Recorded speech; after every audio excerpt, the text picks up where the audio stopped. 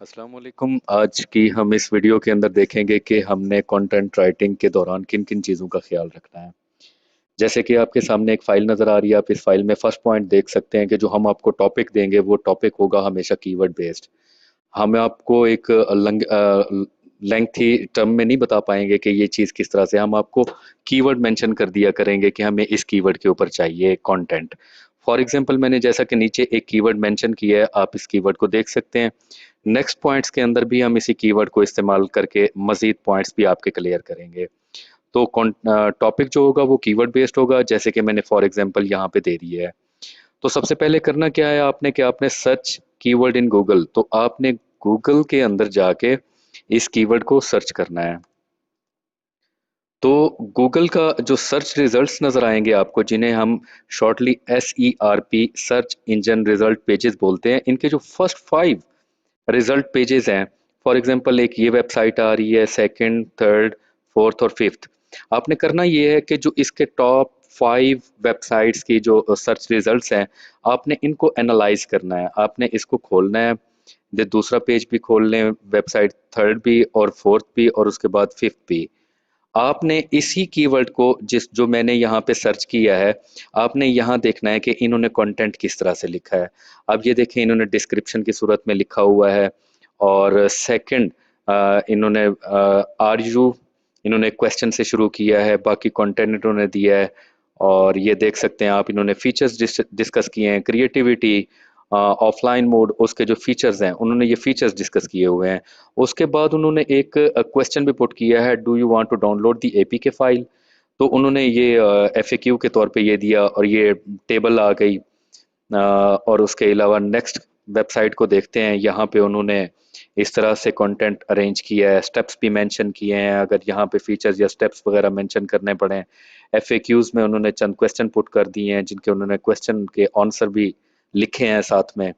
और ये एक और वेबसाइट है, उन्होंने कंटेंट कुछ इस तरह, ये जो टॉप 5 रिजल्ट पेजेस आपके पास आने हैं, आपने इनको रीड करना है, इनको एनालाइज करना है और उसके बाद आपने कंटेंट राइटिंग शुरू करनी है।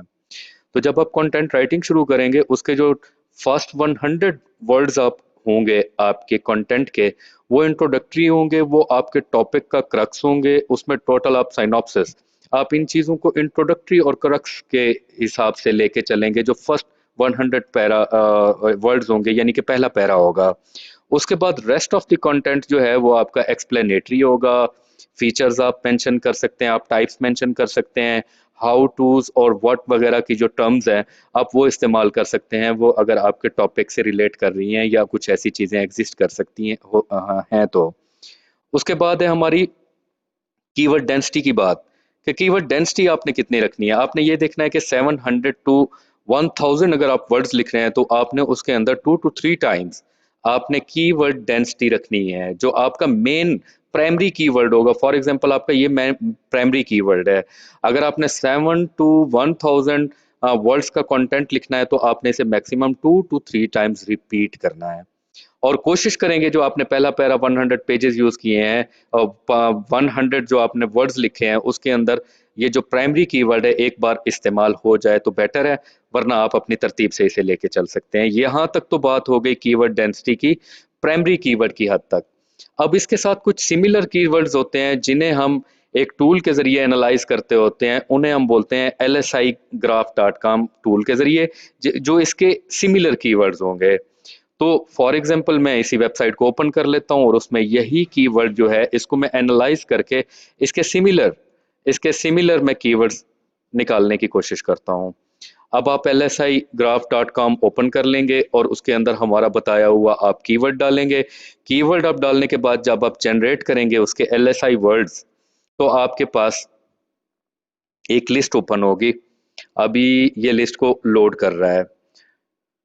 जी, आपके सामने यहाँ आप देख सकते हैं कि आपको यहाँ पे मुख्तलिफ वर्ड्स वगैरह उसने लोड कर लिए हैं। ये उसके LSI कीवर्ड्स हैं, जिन्हें आप सिमिलर कीवर्ड्स बोल सकते हैं। तो उसमें आपने ये करना है कि वॉल्यूम पे आपने क्लिक करना है। जब आप वॉल्यूम पे क्लिक करेंगे, तो आप देखेंगे कि कीवर्ड्स अरेंज होके आ गए हैं। जिसका टॉप वॉल्यूम है वो पहले नंबर पे है, सेकंड टॉप वॉल्यूम के साथ कीवर्ड दूसरे नंबर पे है।